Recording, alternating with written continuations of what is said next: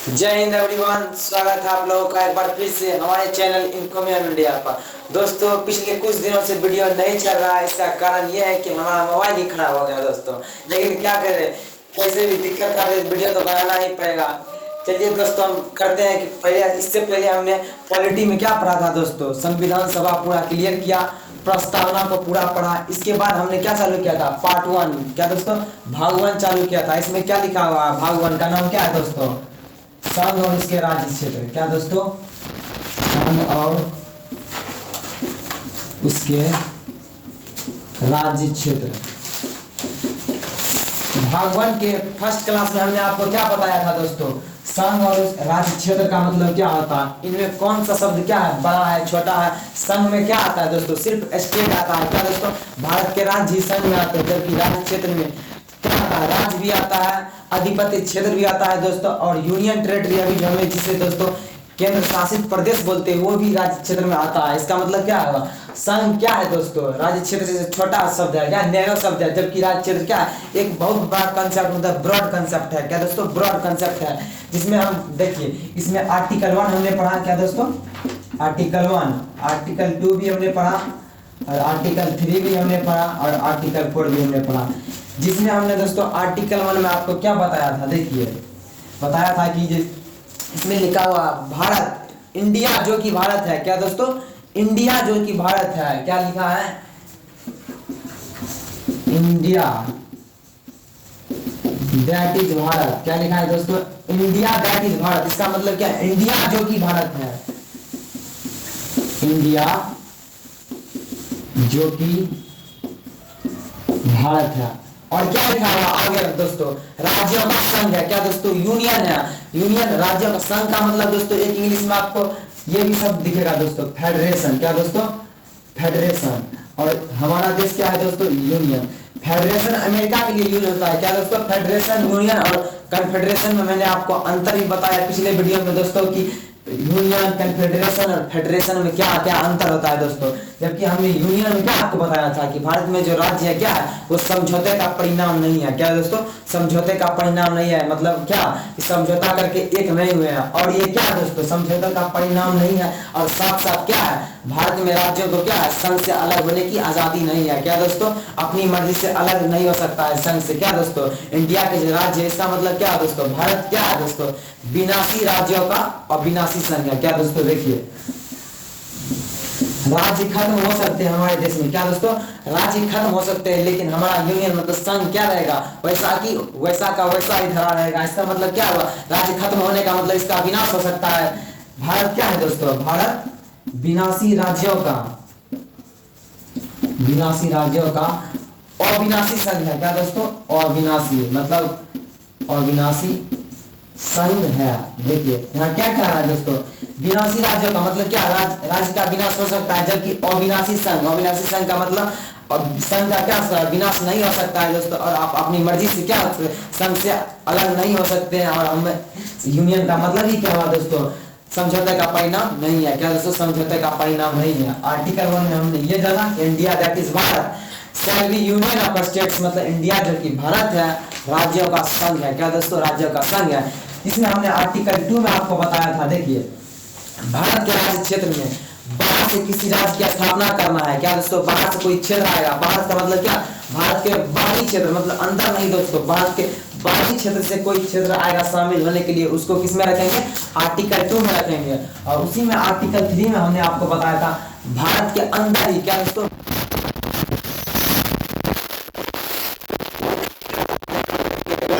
नाम बदलने के लिए और क्षेत्र राज्यों को मिलाकर एक राज्य कर देंगे। वो सब किसमें लिखा है, आर्टिकल 3 में।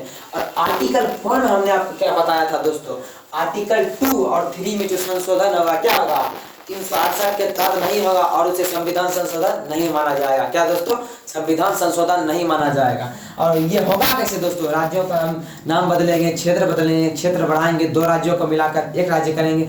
होगा कैसे, किस बहुमत से होगा, इसका हमने क्या बताया था आपको दोस्तों, क्या दोस्तों, साधारण बहुमत से हो जाएगा। क्या दोस्तों, क्षेत्र बढ़ा देंगे, क्षेत्र घटा देंगे, 2 राज्यों को मिलाकर एक राज्य कर देंगे। इतना सब होने के बाद दोस्तों क्या हुआ, देखिए अब जब आर्टिकल 3 में हमने राज्यों को नाम परिवर्तन कर दिया, क्षेत्र घसका दिया, यूपी का क्षेत्र बिहार में दे दिया, बिहार का मध्य प्रदेश में दे दिया, कहीं नहीं दे दिया, मतलब समझ लीजिए। जब हमने अंदर की बात कर ली तो क्वेश्चन तो ये उठेगा दोस्तों, अगर हमने दूसरे आर्टिकल 2 में क्या होता है, बाहर से कोई क्षेत्र लेंगे, अगर गलती से हमें किसी को अपना क्षेत्र देना पड़े तो देने कैसे, तो सुप्रीम कोर्ट में एक दोस्तों केस गया 1960 में। क्या हुआ दोस्तों, देखिए 1960 में सुप्रीम कोर्ट में एक केस गया जिसका बेरुबारी केस। बेरुबारी केस गया कि अगर हम अपना राज्य क्षेत्र में कोई क्षेत्र है दोस्तों, छोटा सा गांव है कि कुछ भी है दोस्तों, जिस पर डिबेट हो रहा है, वो किसी देश को देना चाहे या किसी बगल के पड़ोसी देश को देना चाहे तो देंगे कैसे दोस्तों, ले तो लेंगे दोस्तों आर्टिकल 2 में, तो देंगे कैसे। इसके लिए 1960 में क्या गया, सुप्रीम कोर्ट में एक केस गया जिसका नाम है बेरुबारी केस। याद रखिए दोस्तों, क्या नाम है, बेरुबारी केस। इसमें क्या बोला सुप्रीम कोर्ट ने, देखिए इसमें सुप्रीम कोर्ट ने क्या जजमेंट दिया, देखिए दोस्तों। इसमें बोला कि भारत यदि किसी देश को या किसी पड़ोसी देश को, मतलब कोई भी किसी को हम अपना क्षेत्र देंगे, क्या दोस्तों, अपना क्षेत्र जो देंगे वो कैसे देंगे दोस्तों, इसके लिए हमें विशेष बहुमत की आवश्यकता होगी। क्या दोस्तों, विशेष बहुमत की आवश्यकता। देखिए नाम याद रखिए, यहाँ पर हो जाए, देखिए दोस्तों राज्यों का नाम चेंज करेंगे, एरिया बढ़ाएंगे, एरिया घटाएंगे, कैसे हो जाएगा, सिंपल मेजोरिटी से। जबकि यहाँ पर क्या कर रहा है, विशेष बहुमत। क्या दोस्तों, विशेष बहुमत।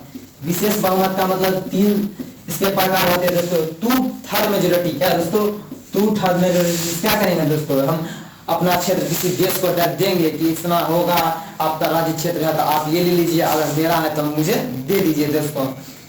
1960 में केस गया बेरुबारी केस, जिसमें सुप्रीम कोर्ट ने तो सुना दिया अगर भारत अपना क्षेत्र किसी को देगा तो क्या क्या देगा दोस्तों, विशेष बहुमत से देगा और 368 के तहत देगा। संविधान संशोधन किसके तहत दोस्तों, 368 आर्टिकल 368 के अंदर क्या क्या है, संविधान संशोधन की प्रक्रिया दी गई है दोस्तों। क्या दोस्तों, संविधान संशोधन की प्रक्रिया दी गई है और सुप्रीम कोर्ट ने यही बोला कि विशेष बहुमत से क्या करेंगे, आर्टिकल 368 के तहत देंगे। क्या दोस्तों, आर्टिकल 368 के तहत हम किसी देश को क्या करेंगे, अपना क्षेत्र कुछ देंगे।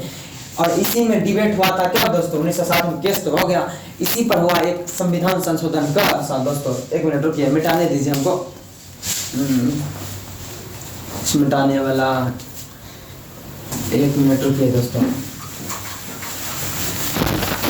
एक बार क्या हुआ दोस्तों, देखिए बेरुबारी केस तो हो गया कि हम किसी को क्षेत्र देंगे, क्या देंगे दोस्तों, विशेष बहुमत देंगे और आर्टिकल 368 के संशोधन के अंतर्गत भी हुआ आएगा।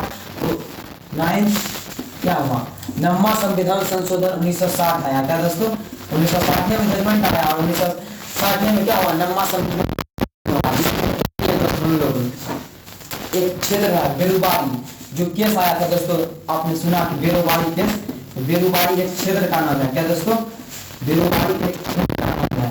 पाकिस्तान ने बोला ये क्या दोस्तों, ये मेरा क्षेत्र है। क्या दोस्तों, ये मेरा क्षेत्र है और इस पर बहुत सारे डिबेट होने लगे, भारत बोला ये मेरा है, नहीं बोला मेरा है।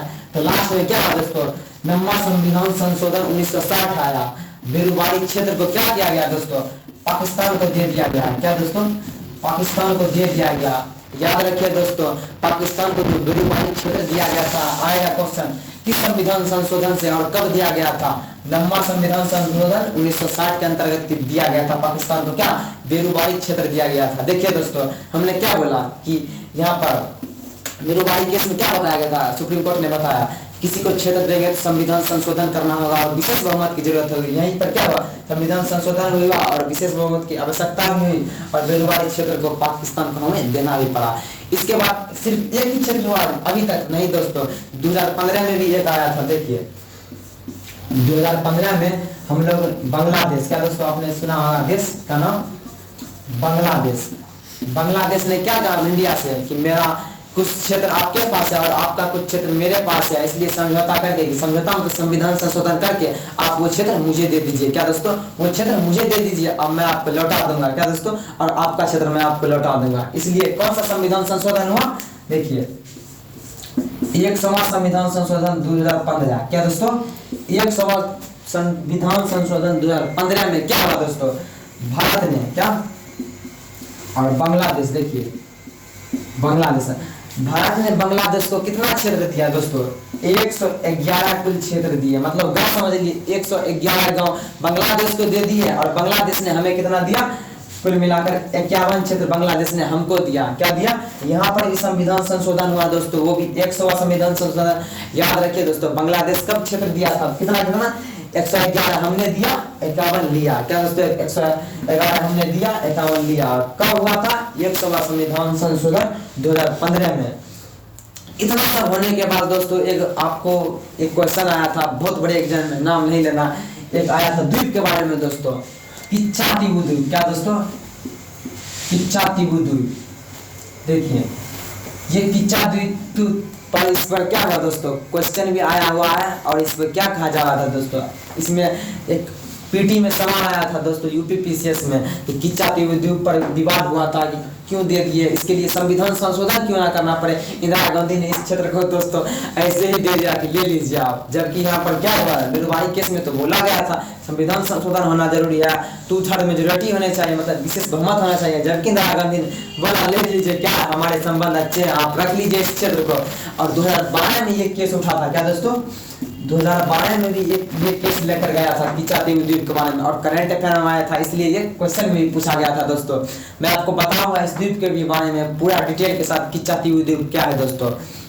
देखिए इतना सब होने के बाद क्या होगा दोस्तों? आप देखिए संविधान संशोधन सब कुछ, भारत को हमने सब कुछ क्षेत्र डाल ही दिया। तो जब भारत मान लीजिए 1947 में आज़ाद हुआ, क्या दोस्तों? आज़ाद हुआ, और अंग्रेज यहाँ से क्या होने वाले हैं दोस्तों? जाने वाले हैं। तो भारत का राज क्षेत्र कैसा था दोस्तों? बिखरा हुआ था। क्या कोई राजा ऐसा था, किसी पर ब्रिटिश थे, कोई कमिश्नरी था दोस्तों, कोई किसी पर राजा रजवाड़े थे, और किसी पर पुर्तगाल शासन कर रहा था। जैसे दोस्तों पांडिचेरी, दादर और नगर हवेली, सब क्या था, कैसा जगह था दोस्तों? जहाँ पर पुर्तगाल फ्रांसीसी क्या कर रहे थे? शासन कर रहे थे। क्या शासन कर रहे थे?